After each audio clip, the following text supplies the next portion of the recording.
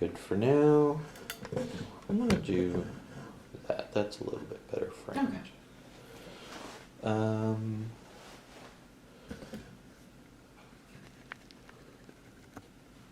Yeah, that looks good. Looking good. I took off the Christmas paraphernalia to not date ourselves. Got your card, thank you. You're very welcome. Merry Christmas. You have a present, but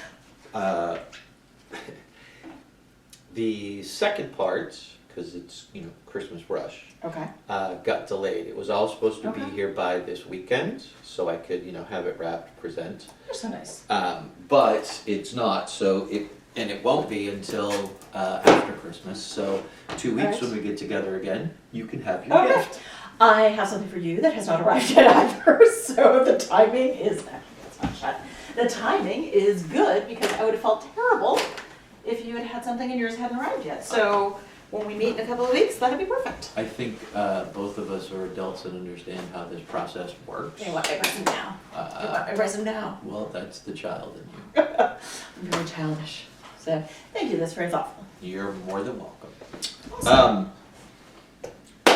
All right, I'm good if you are. I'm good to go. I suppose I should, not look like a thug. Ta-da. Hello, everyone. Welcome once again to Editing the Academy. The red light is blinking. It is blinking, yes. Excellent. I'm Darryl. I'm Laura. Hey, Laura. What's the year and what are the movies we're talking about? All right, so the year is the movies that were nominated for the 2011 Best Pictures that were released in 2010.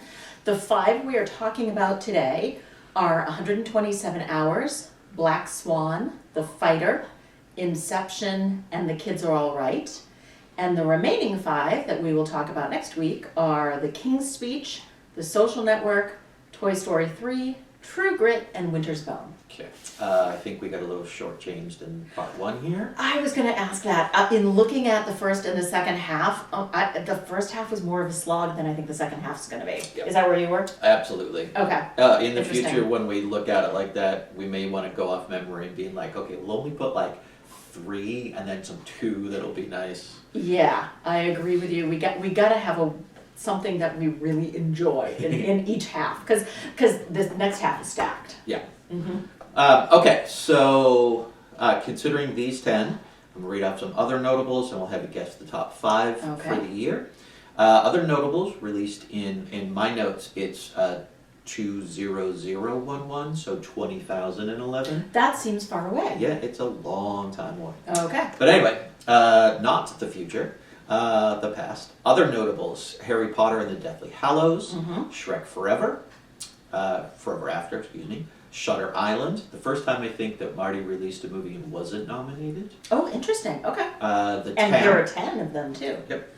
The Town, Mm-hmm. Robin Hood, the Russell Crowe version, Kick-Ass, Scott Pilgrim vs. the World, Mm-hmm. Despicable Me, Blue Valentine, which I don't know if you ever saw that. Yes, I have. Don't watch that if you're in a relationship. It's gonna kill it. Red, the elder action hero one. I loved that. That Yeah, it was a good time was for so much movies. Yep. The Expendables, another let's bring all the action heroes back. Yep. Easy A, Emma's probably first breakout role. Love that too. Iron Man 2, Mhm. Twilight Saga Eclipse, How to Train Your Dragon, and Tangled. So big year for animated films. And big year for big films and franchise and IP too.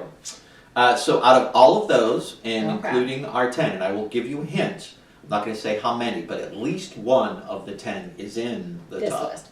I'm going to say in this list is Inception That is correct, number 4. and Toy Story 3. That is number 1. Okay. From the other list, I'm going to say Iron Man, whichever Iron Man it was. Nope. Oh, interesting. Okay. Harry Oh, Potter. I forgot to mention one, I just went right by it. There was also Alice in Wonderland, the Johnny Depp. Oh, yeah. Yeah. Yeah. Actually, wasn't Alice the same one actress as the daughter in The Kids Are All Right? Mia something something? Oh, that could be. I think so. I don't know. I watched the movie and absolutely hated it. Okay. So that instantly blocked it out. We'll talk about that. All right. Alice in Wonderland, not The Kids Are All Right. I assume. I lost my track. Harry Potter That was number 3. and Despicable Me. Despicable Me. No. Really? I'm shocked at that. So in order, it was Toy Story 3, Okay. over $1 billion. Alice in Wonderland, over $1 billion. I never would have guessed that one. Harry Potter and Deathly Hallows, Yep. just under $1 billion. Inception, Mm-hmm. and then Shrek Forever After. Okay. Those were the top 5. Shrek might have been my next go-to. I never would have guessed Alice in Wonderland. Me neither. Okay. I don't remember it being a commercial success. No. It definitely was not a critical success. No, not at all. All right. All right. Tim Burton, Johnny Depp, they can get it done. Let's dive in. 127 hours? Let's go for it. All right, 127 hours. Co-written, produced, and directed by Danny Boyle. The film stars James Franco with a couple others, Kate Mara, Amber Tamblyn, Clemens Posey, Poesy. Sorry if I'm mispronouncing that. Nominated for Picture, Actor for Franco, Adapted Screenplay, Editing, Original Score, Original Song. Did not win a thing. All right, the summary is a mountain climber becomes trapped under a boulder while canyoneering alone in Moab, Utah, and resorts to desperate measures in order to survive. Absolutely accurate. Sounds good. So a couple of fun facts is, since, it's not really a fun fact, but since this book was published, over 24 people have needed rescuing from the same spot. Jesus. And there were none that needed rescuing before it came out. So So people are not learning the lesson of the book and the movie. Yeah. But that's okay. There were some realistic elements that were used in this because obviously based on a true story. The real camcorder that Aaron used was the one that James Franco used. The helicopter pilot who rescued him was the one in the movie. Oh, okay. So I thought that was interesting, and some other like small realistic elements to make him feel that it was, it was real for James Franco. And then this is my observation, I thought it was really interesting. They had Treat Williams and Kate Burton, who are really good character actors, play his parents in tiny, tiny roles. I mean, like, they probably got 3 minutes of screen time. And so I just thought that was interesting, that they called in some big guns for such small parts. I wonder if he was able to do that because he'd just come off Slumdog Millionaire. Probably. Danny Boyle? Yeah. Probably. I wouldn't be surprised. Okay. I'm going to come out hard and heavy with this. Go for it. I do not like this style of film. Okay. I don't like this kind of film. The person alone, in trouble, how are they going to get out of their situation, kind of singular film.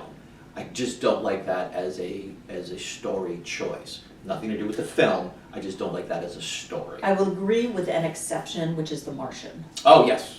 But it has a lot of other things going on. You're not just on Matt Damon, so that's why it's an exception, I think. Correct. Yeah. With the Martian versus this, I mean, Yeah. we'll get to this in just a second, but with The Martian, you have a full Yeah. ensemble cast that you see a lot. Yes, In that's this, fair.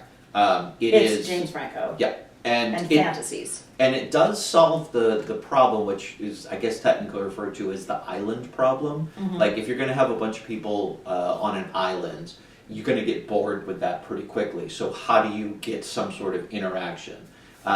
This does solve that because it has a lot of flashbacks. Mhm. He's in his head a lot. So Yep. the island problem is solved, so you're not just solely focused on him the entire time.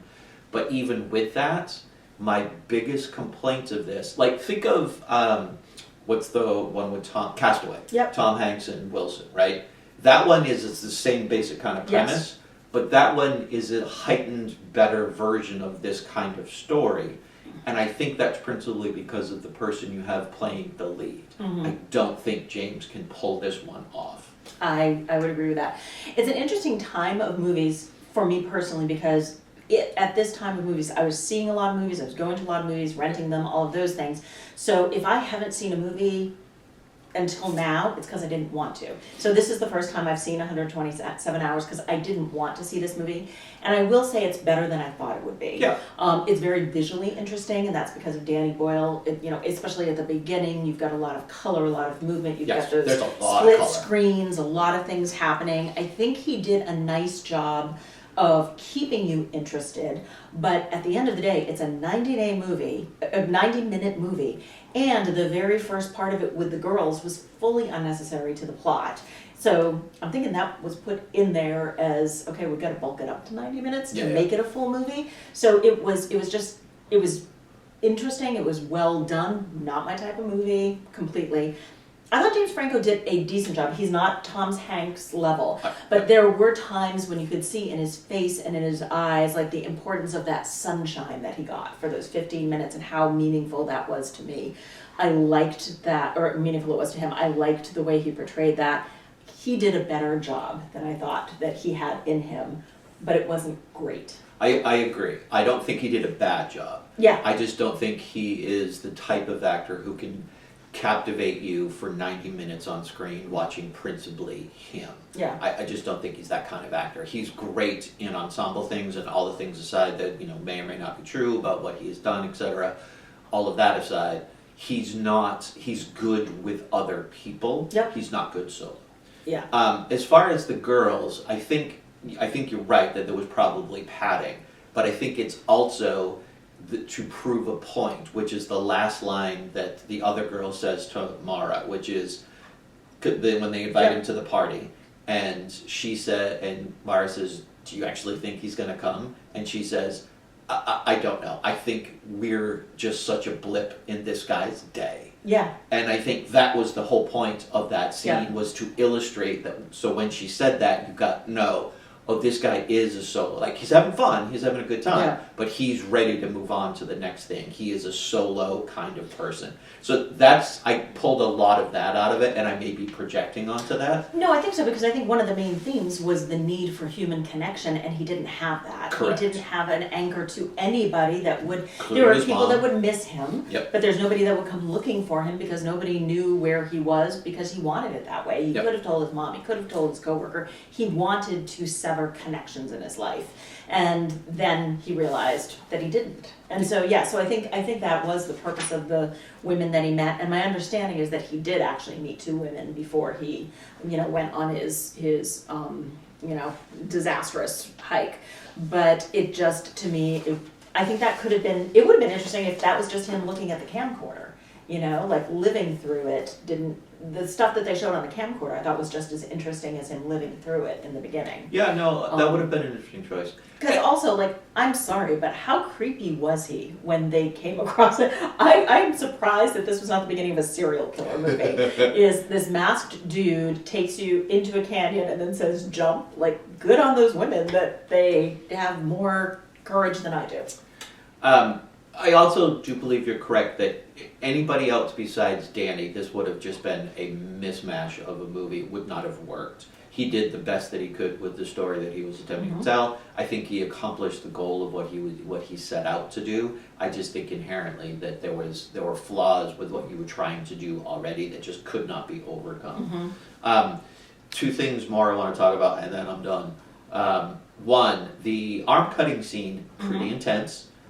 It goes on, I think, for far too long, but again, that might be padding, or that might be the choice of you're really trying to get into the head of what he had to do and how long it actually did take him to be able to do this. So I was fine with all of that. It is really intense. The second thing, and again, with so little to focus on, there's a lot, I think, that gets kind of glossed over, which I think they could have done more to build things up and create some of the tension. He obviously had his backpack with him, which he's able to finally reach and pull things out.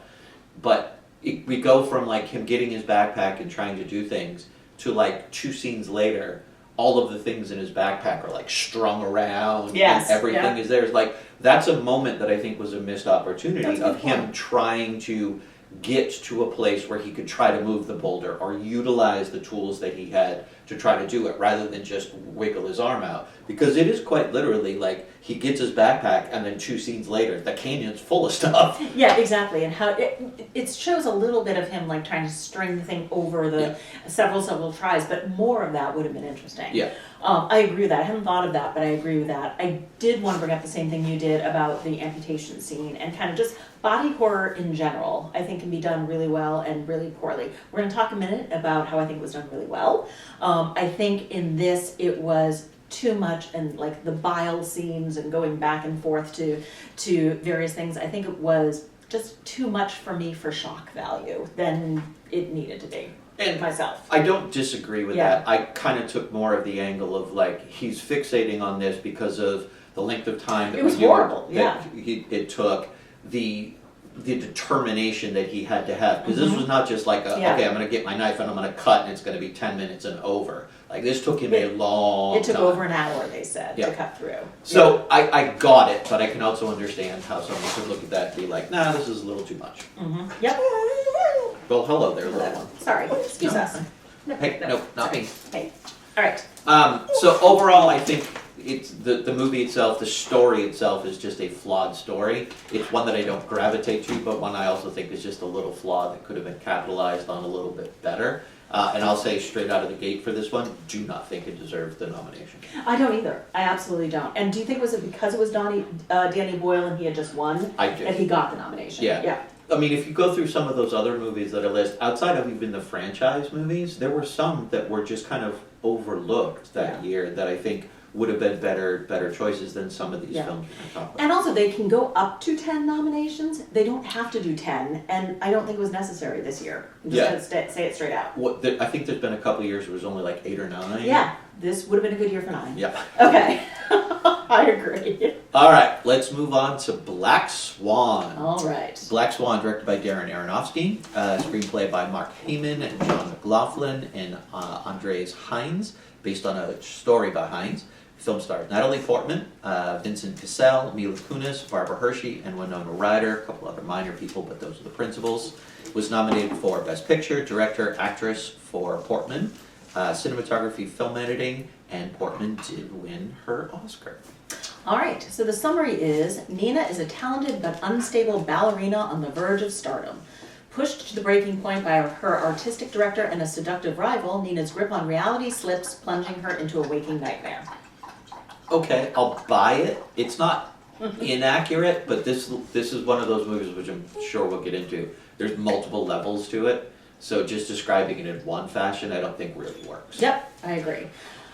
So fun facts. So there's a few controversies with this particular movie. So first of all, the stand-in ballet dancer for Natalie Portman said she did a lot more than she was credited with. Oh. But that was wildly disputed by a lot of the other people on the movie. So I think that Natalie Portman actually did do the majority of all of her dancing.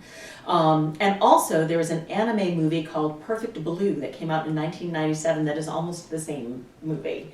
The director apparently met with Aronofsky in 2001, who said that although the movie is similar, it did not inspire his movie.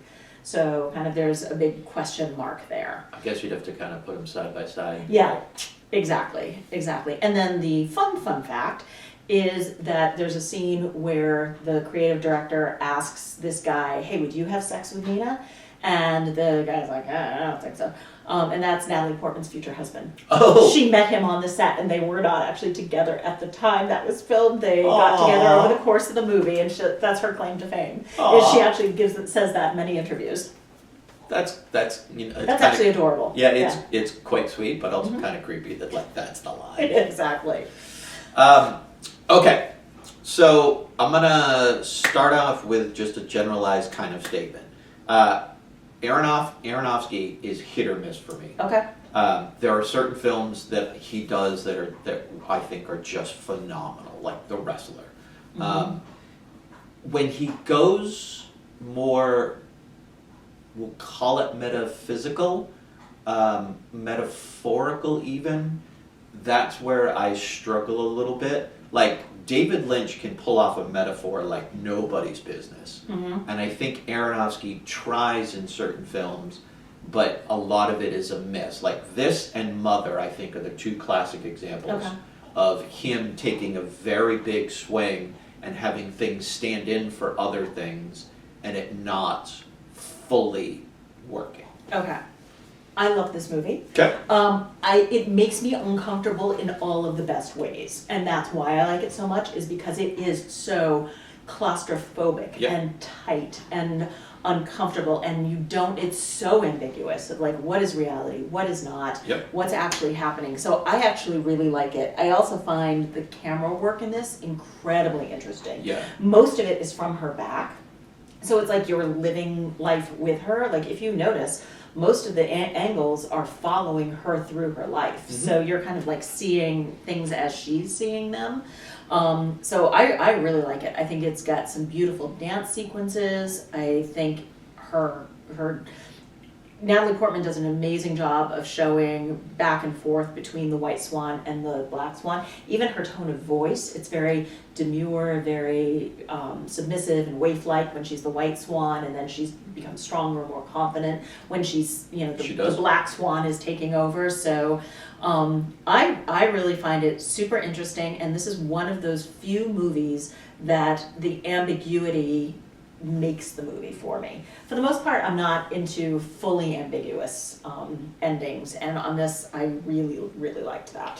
And I could see that. I did a lot of deep diving for this one just to see if, like, am I in the wrong? The first thing I've noticed, which was very interesting, is this movie is split hardcore on gender lines. Really? Women love it, men do not. I did not know that, but isn't that interesting? Okay. And part of it is, I think, because it is told, it is a female story. Yep. Admittedly written by a guy, directed by a guy, but a female-centric story where not a lot is very clear. Yep. That I think men struggle with that more because we can't fill in the gaps and we don't have the relatability to certain areas. Okay. Whereas, and this is just my supposition after seeing that women can, whereas men cannot. And again, these are generalities. That's possible, and it is a lot of female relationships and competitiveness and all of the things. Yeah, mother, rivals, and also the mentor. You know, like I thought her relationship with Winona Ryder, for as little as she was on the screen, was really interesting too. I think everything is well established for you to kind of have your own interpretations, and I think that's intentional.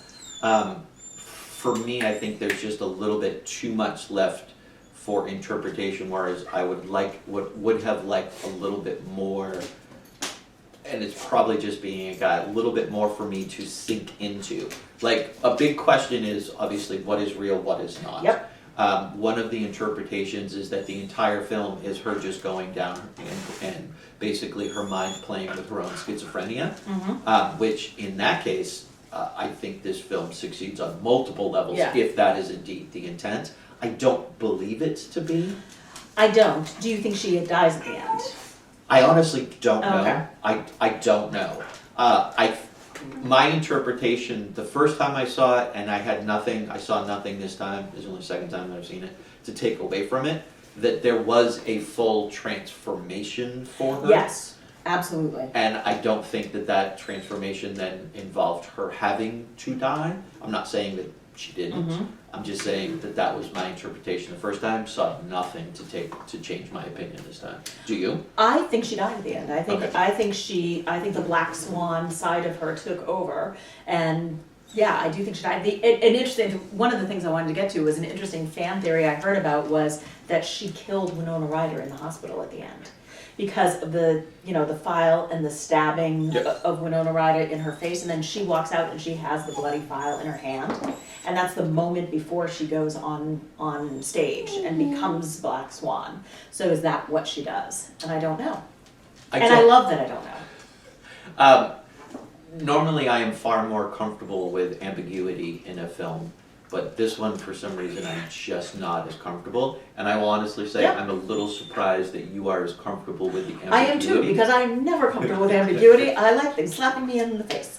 And this one, I just really like it because there's so much with her and Mila Kunis, so much with her. Barbara Hershey does an amazing job in this.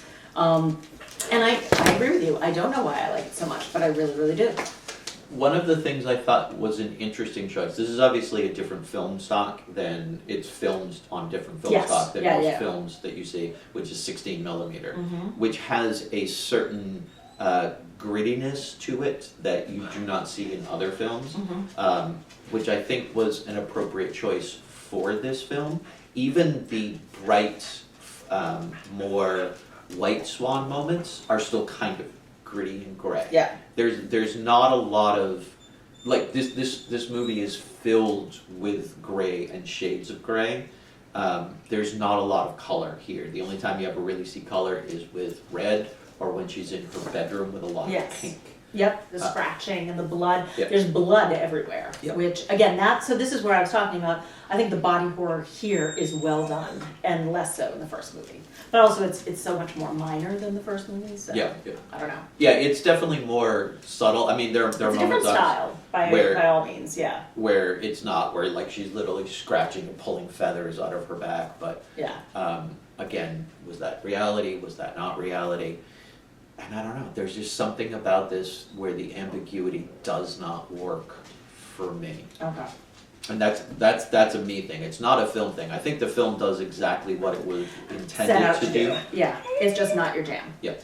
All right, All right, shall we move on to The Fighter? let's do it. All right, The Fighter, directed by David O. Russell, stars Mark Wahlberg, Christian Bale, Amy Adams, and Melissa Leo. Obviously, there's 5 other sisters, but Yeah. we're gonna let that go. Nominated for Picture, Director, Supporting Actor for Bale, Actress for both Amy and Leo, Original Screenplay and Film Editing. Melissa Leo did win for Supporting, and Christian Bale did win for Supporting as well. All right, and this is based on the story of Mickey Ward, a fledgling boxer who tries to escape the shadow of his more famous but troubled older brother and gets his own shot at greatness. Yeah, fair. All right, so a couple fun facts is Matt Damon was supposed to be Dickie, the Christian Bale role, and when he dropped out, he gave it to Brad Pitt. And when Brad Pitt dropped out, he gave it to Christian Bale, and Christian Bale won an Oscar. So some dumb moves there. And then, shockingly, all of the sisters really hated the way that they were portrayed in the movie. Such a surprising. And Richard Farrell, who played the HBO cameraman, was the HBO documentarian who actually did the documentary, and he's an Emmy-winning documentarian. Okay. So he's actually the guy that was following them doing this documentary, which I thought was interesting. Interesting. All right, can I lead on this one? Sure. Because this was very much not my jam. It really wasn't. That said, the performances in this, some of the performances were spectacular. I'm gonna say the thing that bothered me, and I'm gonna steal from somebody else's review because I read this review and it says everything I wanted to say, which is Hollywood Reporter's Kirk Honeycutt said, "Because we aren't deeply invested in Mickey, we don't care as much as we should, and the film ends on a note that should be a triumph but feels more like a conclusion." And that's the way I felt. Is I did not understand the tone of this movie. Is it humorous? Is it dark? It's a family movie. Who are you rooting for? It was a bit of a mess for me. And I don't disagree with any of that. I think, and I don't know if it's intentional. Like, we've seen David O. Russell, and he's made some pretty decent films. Oh, I like a lot of his movies, yeah. So, I think it's fair to put at him and say, what were you trying to say with this film? Because you're right. You want very much to latch on to the younger brother who's trying to go and have his moment. But all of the focus, and I do think this is intentional. All of the focus is on Dickie. Yeah, because all of the focus in the family and the town and the boxing industry is on him. And even the moments when it's not on him, that becomes big. They become big moments, backlash moments. Like, how dare you? Look at all he's done for you. And then when you actually analyze, he's done nothing for his brother. Absolutely nothing. Yeah. So I do think that is a correct thing to lay at his feet. Mm-hmm. Having said that, I do very much enjoy this film. Really? Okay. I do. And it's principally, I've never been a big Mark Wahlberg fan. That he's fine in most things. I thought he was great in The Departed. Yes. And that was going to be one of my examples. He's phenomenal in certain things. Yep. But for the most part, he's just okay. Yes. And in this movie, I think he elevates above, and I think that's principally because of who the person he was acting with most of the time. Christian loses himself in this role. He is absolutely unidentifiable as himself. Yep. He is 100% this character. There's not a moment where you can see him even step out of that. And I think he is the thing that because all of the focus is supposed to be on him, but it's not. Like, a lot of the film time is spent on the brother, not him. he carries the film through, and I think to make this film an amazing film, it should have shifted focus. I agree with you, and that's actually why I don't like Mark Wahlberg in here. I think that he shows he is not up to par.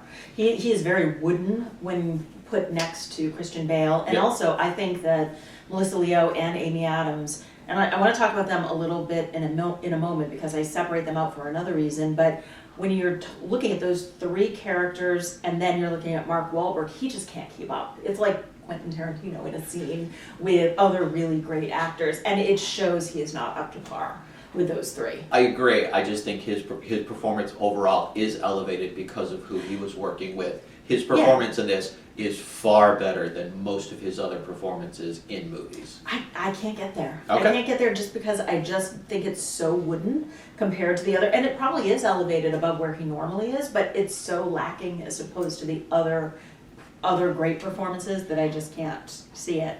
The one thing I want to say about Melissa Leo and Amy Adams too, that I loved their performances because they are broad. They are they've got the accent, they've got the language, they've got the movement and the characters and the wardrobe to embody these women, but they are not caricatures. No, you not know, at all. but you know these women from Lowell. You know them by their hair and their dress and their speech. And then you bring in these 7 sisters who are comic relief and really just they do not match these other 2 women who are people. And the 7 sisters I think are supposed to be jokes, and they are jokes. They don't seem to me as real, and they could be, but they're not. They're just like caricatures. They're caricatures. I think the intent is just to basically support and illustrate the largeness of the family, the dedication of the family. I do agree they could have been fleshed out a little bit better. Each could have had a moment here or there where you get to understand one. Even just like maybe a scene with all of the sisters having their own conversation as opposed to a conversation about Dickie or what was happening in their lives. Or with Amy Adams, like having the sisters, like the attack on the porch. It was funny, and it showed, you know, like where they are all coming from in they're all trying to support their brothers. And Amy Adams is trying to support Mickey, and like they're all trying to do what they think is right by the men in their lives. So I get that, but it was just, it was silly. And this wasn't a silly movie. Yep. Some things that I think did go well for the movie. You really do get a sense of, and I've been there, I'm sure you've been there, of Lowell. Oh God, yeah. Like Lowell is a backdrop. There's tons of places that are utilized. It's not just like one scene or 2 scenes. Like there are lots of scenes in and around Lowell itself, particularly that neighborhood. So you do get a really good sense of what that neighborhood actually is. And at the end of the day, that neighborhood is like a lot of other neighborhoods like that across the country in large cities. This gave me a sense like Eastwood's Mystic River of this is, you are very much in a place, and he did an amazing job of setting it in that place and understanding the place, from the cars that they were driving to the people that were walking down the street to the types of homes that they lived in. You definitely had a sense of place. So I just wanted to point that out because I think that's one of the things that David did incredibly well in the film. I just kind of go along for the ride of this one. The first time I saw it, I was not hypercritical of it. This time, I tried to be hypercritical, and everything you're saying is 100% spot on. But this is one where I just go along for the ride of it, and I'm fine, and it's like 2 hours of my life, and I'm good. I don't think it's the quality that we will come to expect from his films later on, and I think that's principally because he tried to tackle a little bit more than probably was his comfort zone at that point. Yeah, I just think when you've got the 2 brothers and it's like, hey, it's about this brother over here who's this size, and it's about this brother over here. It's like, well, it's about this brother, but this brother over here is so big, and this one is just so small in comparison that it loses focus. Yeah, and when you focus on the smaller brother, You could still have the other brother be incredibly small and the focus, Yes. but you need to show that in a better way rather than just be constantly overshadowed and bullied, Yeah. which is essentially what he is. He is, and even the solution is, I want everyone to just get along and be in my corner, and they're like, okay. And it's like, I just didn't feel anything for any of these people, is what it comes down to, unfortunately. Except for, I feel that Melissa Leo and Christian Bale absolutely deserve those Oscars. Yeah, absolutely. Like I said, I think she was. I don't remember seeing her in anything else before or after. Did you ever watch Homicide? Life in the No. Streets?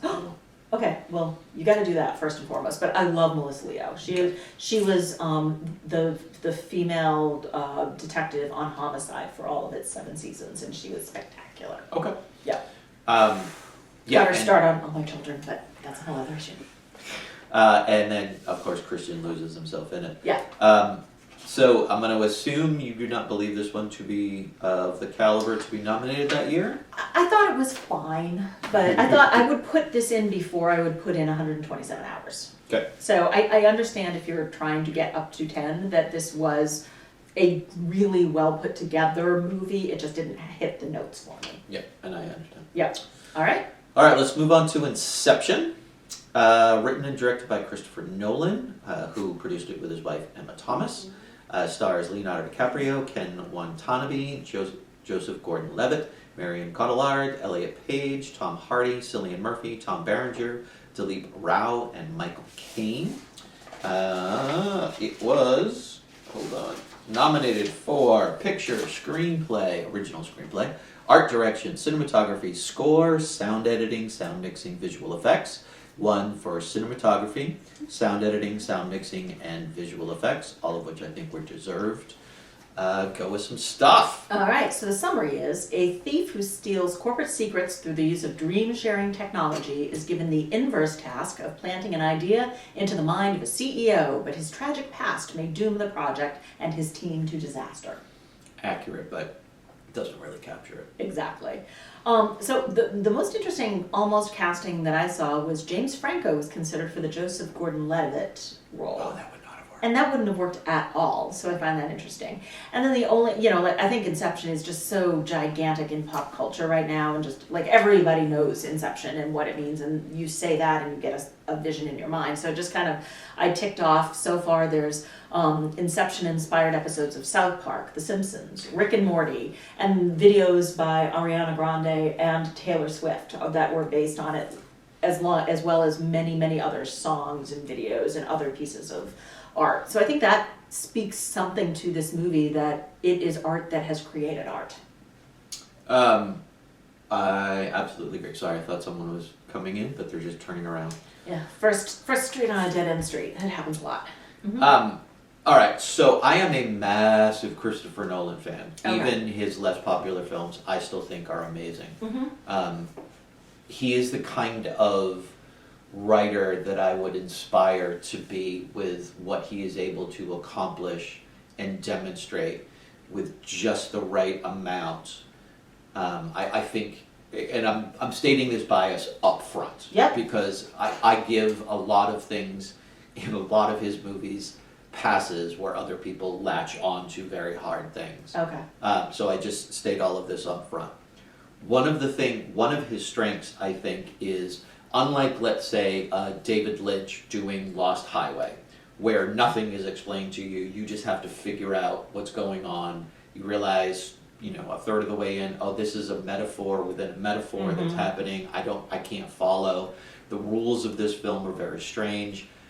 Christopher Nolan does a really good job of being able to explain the complexities of his film and what is happening to the audience without it seeming like it's just a dialogue dump. Exposition, yeah. Mm-hmm. He's very, very good at that. Those explanations become part of the action. They become part of the plot moving forward. Mm-hmm. They're not just like, oh, by the way, here's information you need to know for this film to make sense to you. Yeah. He's very, very, very good at that. So I wanted to state my bias up front, start with that, and then let you go, because I have very little to say or a lot to say. Okay. I will say this is my least favorite Nolan film. That surprises me a little. Okay, all right. I will tell you why. Part of it is because I look at this and I look at Memento. Mm-hmm. And Memento is a movie that you enjoy for the movie, and then you get to the end and you can't wait to watch it again to see what you missed because you want to see what you missed. This movie, you watch as a movie, and then you almost have to watch it again to see what you missed, to understand what you missed along the way. So I think it does not tell the story in a linear fashion as successfully as some of his other stories are. So many of his other movies you watch for the joy of the movie, and then you're like, and what else did I miss? This one I'm like, the first watching is actually not as enjoyable as probably rewatches, where you get more and more things, which I like that to be something I want rather than something I feel that's necessary. I will say things I love about this movie is the production values. I mean, it is a stunning movie. It is an epic movie. Everything from the dreams and the anti-gravity and the worlds folding in on themselves. I love all of that and the way that it looks. And I don't know how he pulls all that together because I know he uses practical effects as much as he uses CGI. Yep. So I really enjoy that. But yeah, I guess I think of it as kind of like Mementos or other movies are breadcrumbs and you go back to see what you missed. This one is like breadcrumbs, but they're just a little too far apart. That I lose the plot sometimes. Then I got to go back and see where I am in this particular one. I did enjoy about this the combination of genres. I mean, like this is a heist movie and it's a thriller and it's an emotional family drama and it does all of those things, but for me it's a little lost in the execution. Okay. I disagree with a lot of that. I understand that you would. I knew that you would. A couple positives for me. Yep. It's surprising to me in a lot of his films how much action there actually is. Like if you watch Inception for the first time and then you let it sit for a little while and then you go back and watch it again, every time I do, I'm surprised by how much action is there's actually. A ton of action. Right. Yeah. But because of the story itself, whereas an action movie, that's why you watch it. Like you watch John Wick for the fight scenes. Of course. In this kind of movie, the action is supplemental and supportive and helps move things along, as opposed to being something that's in the forefront and taking over. The action, and it's true in most of his movies, except for maybe some of the Batman ones, but the action is supportive as opposed to primary. Mm-hmm. And I think that is just an excellent use of what you have at your disposal to tell a story. I like the layers. I liked the pacing, particularly like the last 15, 20 minutes as you're going from layer to layer to layer to layer to layer. Like the pacing of that could have been quicker, it could have been slower. I think that is almost perfect in its pacing so that you get the moments in each one to allow yourself to sit for a moment. Here's what I am, watch what's happening, understand before you jump to a different level. So the pacing of it is I think fantastic. The only real negative of this film for me is the Elliot Page of it all. Really? Yep. When she's first introduced and she goes through her discovery and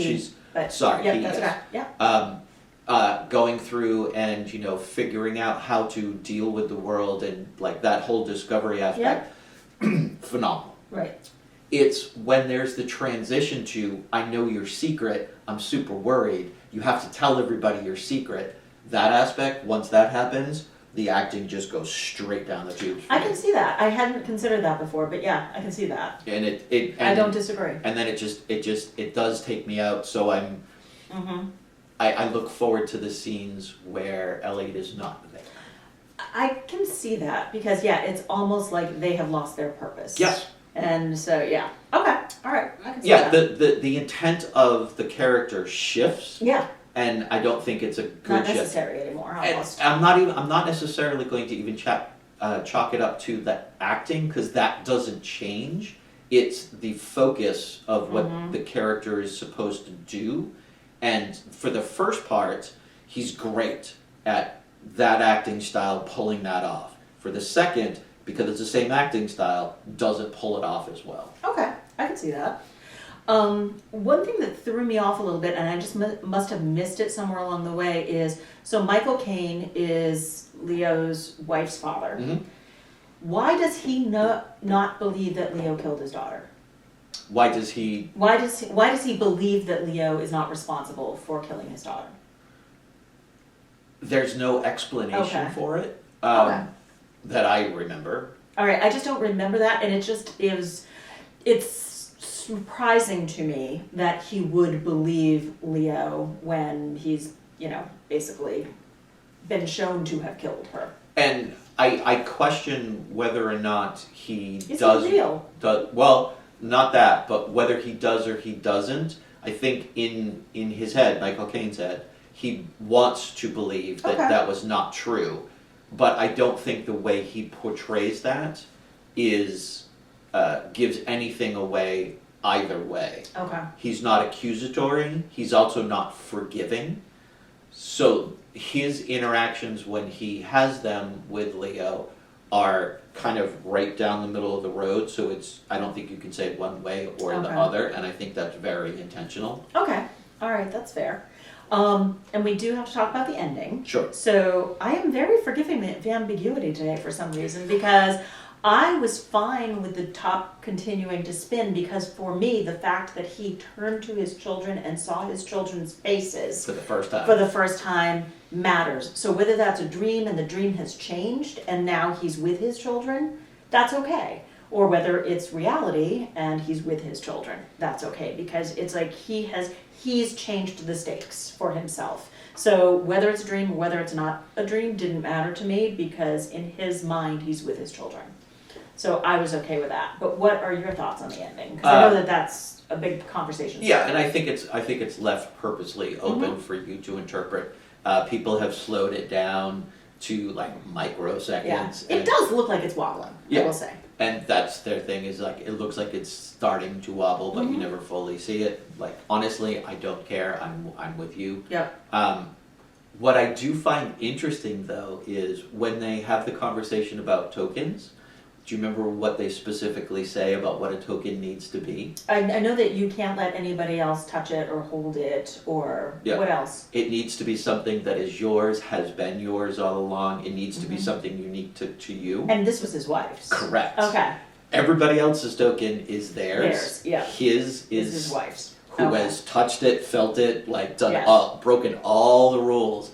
And I don't know exactly what to make about that, except for that's intentional. Well, it's very intentional, because throughout he's breaking all the rules whenever it comes to his Yeah. wife. It's like, I can't do that, you can't do that, I can't do that, but I'm going to do this because this is what, this is how I continue to be with my wife in this dreamscape. So I just looked at it as another rule he's broken, and he wants other people to do as I say, not as I do. Absolutely. So that one didn't surprise me as much, but yeah, now that you're pointing it out. Mm-hmm. Anyway, I love this movie. I love the ride of this movie. I love the voyage of it. The ends, not the final level, but the snow scenes. Mhm. That one was always an odd choice to me, but I buy it. I just run with it. Mhm. Like we needed some sort of outdoor action scene, I guess. So this is what we're gonna do. Like okay, that works. I heard it was based on a James Bond movie. That would not surprise me. Yeah, that it was based on the setting of a James Bond, particular snowy James Bond sequence. That wouldn't surprise me. No, not at all. But yeah, I love everything that it did and how it looked and all of those pieces, but the story itself didn't hold me the way I wanted it to. Okay. You're wrong, but that's fine. I'm not, but thank you. Okay. All right, final film for the part one. The Kids Are All Right. Directed by Lisa Cholodenko. I hope I got that right. Written by her and Stuart Bloomberg. Stars Annette Bening, Julianne Moore, Mark Ruffalo, Mia Wasikowska, Josh Hutcherson. It was nominated for Best Picture. And then Bening and Ruffalo were nominated for Best Actress and Best Supporting Actor, respectively. Nobody won anything. It was also nominated for Best Original Screenplay. All right, so the IMDb logline. 2 children conceived by artificial insemination bring their biological father into their non-traditional family life. Sure. I think that's true. So you'll notice the name of his restaurant was WYSIWYG, WYSIWYG, which stands for what you see is what you get. Which is very much his personality. Sure. And also many of the wines and the wineries that they mentioned in this, because they talked a lot about prominent wines, they are wineries that were featured prominently in the movie Sideways. Oh. They were, like, one of them was the winery that Sandra Oh worked at. One of them was the one where he drank out of the spittoon. And so, like, I don't know why, but they particularly picked those wineries to talk about. Interesting. So I thought that was very interesting. Yeah. Mm-hmm. Okay. I enjoy this film. Mm-hmm. And obviously when it first came out, it was a bit of controversy because, oh my God, a lesbian couple is the primary on the screen.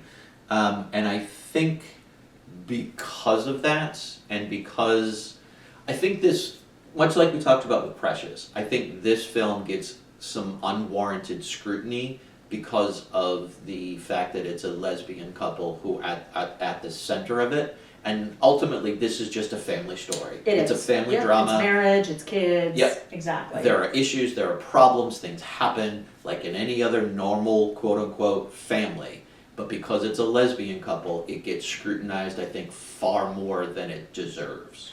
At that time. I think if it were to come out today, it'd probably come out. If the movie were to be released today, I don't know that same amount of scrutiny would exist. I agree. Yeah. But even sometimes in retrospect, I think people do tend to go back and do it a little bit more, treat it a little bit more with a critical eye than it really deserves. Because it's just a family story. One of the things that I really like this movie, and one of the things I really like about it is I don't know when I've seen a more real movie than this movie. It is the way that they speak, the way that they act, the way that they look, just things that are happening. These are the way kids act. This is like marriage is hard, and sometimes you do shitty things to each other. Yep. And the way they kind of were pecking at each other in a passive aggressive way, but not really saying anything that the other one could call them out on. Like that is just kind of partnership stuff. And so, you've got sometimes one person in the marriage makes more or does more, it's responsible, one's responsible but kind of controlling, and one is more, hey, it's just the way things are, but kind of irresponsible in some ways. So I just felt like it was a very clear lens into a certain type of unconventional family that was incredibly realistic. I liked the people and I liked the performances. I 100% agree. And one of the things that I think that it did very well, which, if this was a straight couple, people would be praising it, is how well everybody is presented as flawed, sure, sometimes even kind of douchey. Like, these are people. Yes. And they're not stereotypes, they're not one thing, they're not another thing, they are all things. So sometimes they're joyous and wonderful, and other times they're just kind of cruel and mean. Yes, because that's what people are. Correct. And I like that they didn't shy away from any of that, that they did lean into the fact that she is the domineering, controlling one in the relationship in all aspects. Yeah. And it takes her a very long time to see past and see what her family is enjoying, which is the sperm donor is like, they all seem to really like him. Why am I having issues with this? Yeah. Like just moments like that, because of who she is, it takes her longer to get and see what is going on. So I liked that they were able to play to the characters as developed. Yeah. Initially, his character, he's just kind of like a take it as it comes, cool dude. And then you realize... What you see is what you got. And then you realize slowly that while all of that is true, he's also other things as well. He's latching onto something and trying to be something that is not his, that he is infringing in vast ways, not even just sleeping with Jules, but just he's infringing and overstepping many boundaries for what he has been invited into. Like, everybody has their issues, and all of those are played very well off of each other to tell a complete story. I have issues with it, but I think the intent and the execution is amazing.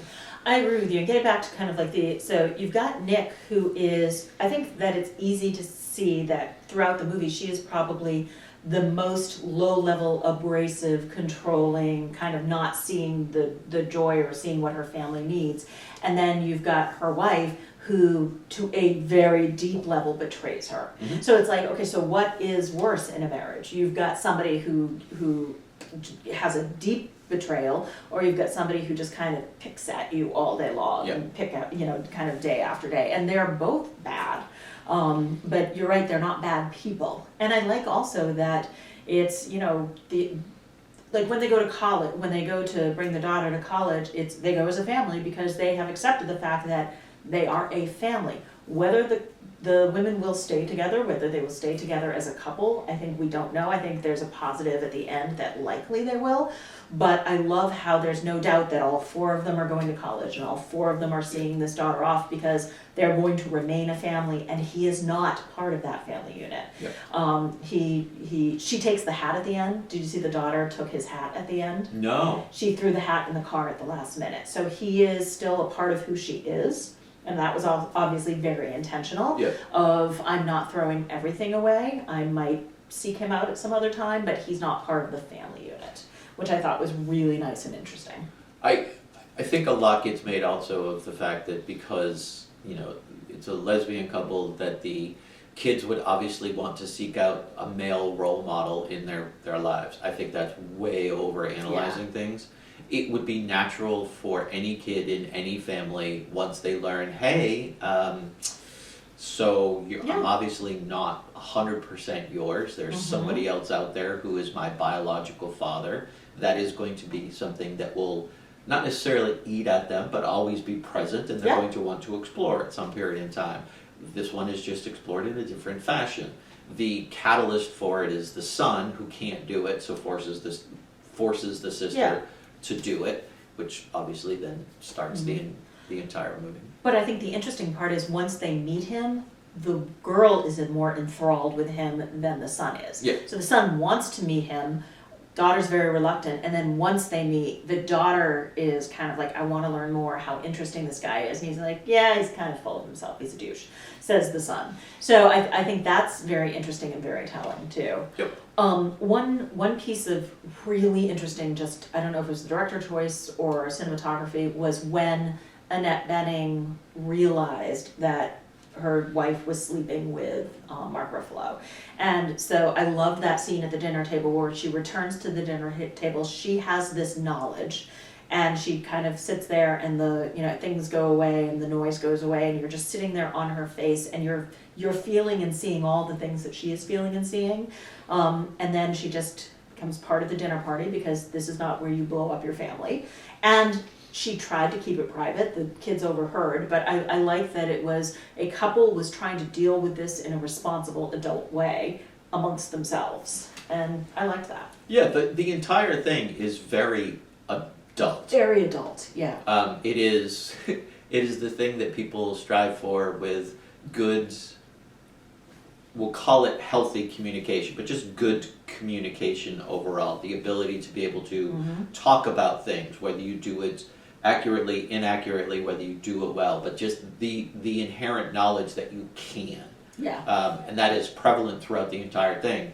The parents are constantly referring and telling the children, you can talk to us about anything. Yeah. And no 16-year-old boy is going to be like, okay, Mom, here's my problems. It's not going to happen. But they are constantly referring to that. I think at one point even the kids tell each other, hey, I'm always going to be here for you. You know that. You can tell me anything. Like, that is a theme that gets reinforced throughout, that communication is an important avenue. Exactly. The whole thing is just so incredibly adult and well handled as an adult. Yep, I just thought it was a very realistic slice of family and all of the pain and the hurts and the slights and the joy that come along with that. Yep. Yeah, excellent. Very well crafted, very well handled. Everybody is up to par, even the kids. Yep. Everybody is up to par. There's not a single person who stands out as a weakness in this by any means. Except maybe the gardener, who is kind of stereotypical, but... Yeah, that was kind of unfair to the gardener, yeah. But that's fine. Mm-hmm. Exactly. All right, so usually at this point we kind of pause and we see what of these movies, these 5, would we take into our next conversation. Yeah. For the highest highest possibility of being Best Picture. Okay, so I'm going to change it slightly, Okay. and we're going to have to stick with this. Maybe. I have not committed to anything yet. So out of the 5 films, I would like you to eliminate 3. Okay. I will, but they're not going to be the same that you want to I eliminate. know, this is why I'm Okay. doing it. I will eliminate 127 hours. I'm with you. Okay. I would eliminate The Fighter and Inception. Okay. So I would absolutely eliminate 127 hours. Yeah. I would eliminate The Fighter and Black Swan. Okay. So out of those, there are 3 then that would be carried forward. Okay. Kids Are Alright, Inception, and Black Swan. I'm good with that. You good with that? I'm fine with it. Yeah, I'm fine with it. I think out of these 5, I'm guessing that Inception is your clear favorite. Yes, absolutely. Okay. Out of these 5, I would move forward. It's hard because they're very different movies between Black Swan and Kids Are Alright. I could move forward 1 if you want. Nope. Okay, let's stick with those 3. Here's the problem with this, though. Because we have them too, the first part is incredibly non-stacked. Yeah. The second part is incredibly stacked. Like, all Fair. of those movies, and I haven't seen Winter's Bone in a very long time, but I remember really enjoying it. But all of those movies, King's Speech, Social Network, Toy Story 3, True Grit, Winter's Bone, are they're incredibly well crafted. Yes. I don't remember a bad performance in any of them. I remember enjoying all of them. Yeah, I don't remember negative about any of them. So it's going to be difficult because I think ultimately we're just going to end up eliminating 2 and then being like, go ahead. Let's move forward Inception and The Kids Are Alright. Are you okay with I'm that? okay with losing Black Swan. I'm Okay. okay with that because I don't think I will pick it. Okay. Then excellent. Inception, The Kids Are Alright. We'll move forward.